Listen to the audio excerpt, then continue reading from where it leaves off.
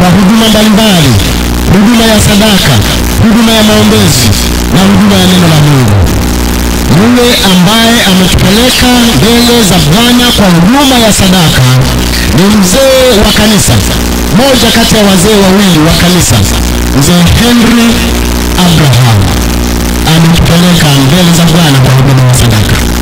Yule ambaye yuko karibu na yeye ni yule niliyemtambulisha wakati wa huduma ya shule ya Sabato, naye si mwingine, nimtambulishe tena, mtumishi wa Bwana mchungaji Frahini Mbango, anayetokea katika mtaa wa Haydn, akichunga mtaa ule ulio mkubwa kabisa. Hivyo tuzidi kumwombea mtumishi wa Bwana huyu. Amekuwa ni mbaraka mkubwa katika makambi haya, na yumkini watu wa Mungu hawatajuta. Wamechota mengi, wamechota mafundisho kutoka kwa Bwana kupitia kwake mtumishi wa Bwana mnyenyekevu. Pamoja nao ni mtumishi wa Bwana ambaye naye amekuwa akizungumza nasi katika vipindi vingi katika mikutano yote ya makambi. Huyu si mwingine, ni mchungaji Abdi Katete. Abdi Katete anatoka katika mtaa wa Mbauda. Ametubariki sana katika dunia hii, na bado ana neno ambalo Bwana atamtumia ili kubariki mkutano. Nami ni mjoli wenu, mtumishi wa Bwana, mlisha asiye na faida, lakini baada ya yote akitamani pamoja nani kuingia katika makao ya Mungu, mchungaji Richard Mwanza. Bwana asifiwe. Baada ya watumishi wa Bwana hawa kuimba wimbo maalum kwa ajili ya huduma ya leo, ndipo mchungaji Abdi Katete atasimama na kuzungumza. Karibu.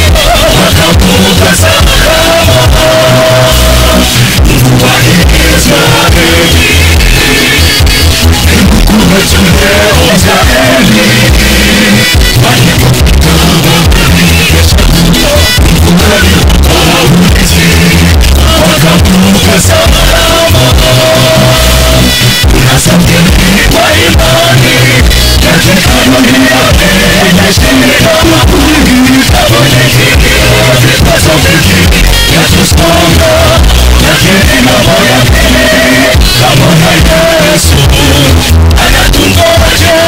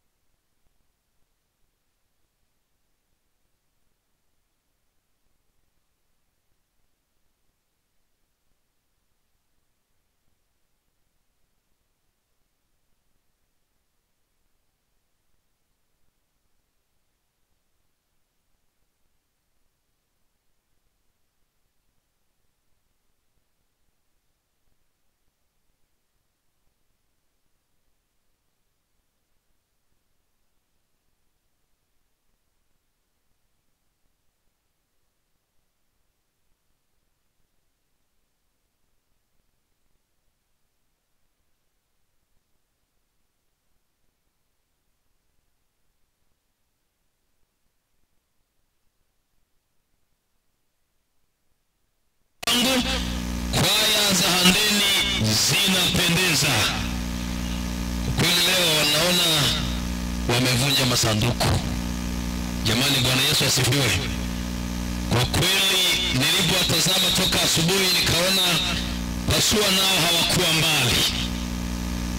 Haleluya. Sasa mtu mmoja akasema, kwaya kanisa karibuni mpasue kwaya. Sasa hawapasui kwaya, ni kwaya ya kanisa la Waadventista wa Sabato pasua, sio pasua kwaya. Sawa sawa? Ukisema pasua kwaya unaharibu rafiki. Ninamshukuru Mungu sana kwa ajili ya Sabato ya leo, na ninapenda kumshukuru kwa wote ambao Bwana ametuwezesha kuwa hai mpaka leo, akaturuhusu tuweze kujumuika katika mbaraka wa Sabato. Nikiendelea kumshukuru mchungaji Mbwambo ambaye ametangulia. Bwana aendelee kumbariki sana. Na tunapenda kushukuru pia kwa ajili ya mwenyeji wetu mchungaji Matoti. Binafsi kwa muda wa juma hili tumebarikiwa sana na mchungaji Matoti pamoja na watu wa Handeni. Lakini tunapenda kuwakaribisha pia na kuwashukuru rafiki zetu na wapendwa wetu, watu wa Morning Star. Karibuni sana. Na moja jambo nililofurahi sana, hii timu ya Morning Star ni washiriki wangu, washiriki wa kanisa la Waadventista wa Sabato Shamsi katika mtaa wa Mbauda kule Arusha, na wote ni wanakwaya. Kwa hiyo binafsi najisikia kuwa na amani na furaha kuwa nao katika eneo hili, na tunawakaribisha hata wale walioko mbali katika maeneo yote wanaotusikia katika Sabato ya leo. Bwana aendelee kutubariki sana. Katika Sabato ya leo tunalo somo la pekee lenye kichwa kinachosema, wameona nini katika nyumba yako? Wameona nini katika nyumba yako? Tuombe. Baba yetu na Mungu wetu mwema, tunakushukuru sana kwa ajili ya Sabato ya leo. Tunaomba katika Sabato ya leo udhihirishe uwepo wako kati yetu, na kila mmoja akapata kujifunza somo litakalomsaidia kwa ajili ya uhamisho wa kurudi Yerusalemu ya mbinguni. Tawala katika mkutano huu katika jina la Bwana wetu Yesu Kristo. Amina. Mzee mmoja akiwa ni mkongwe sana, umri wake ukiwa umesonga sana, naye amekula chumvi nyingi.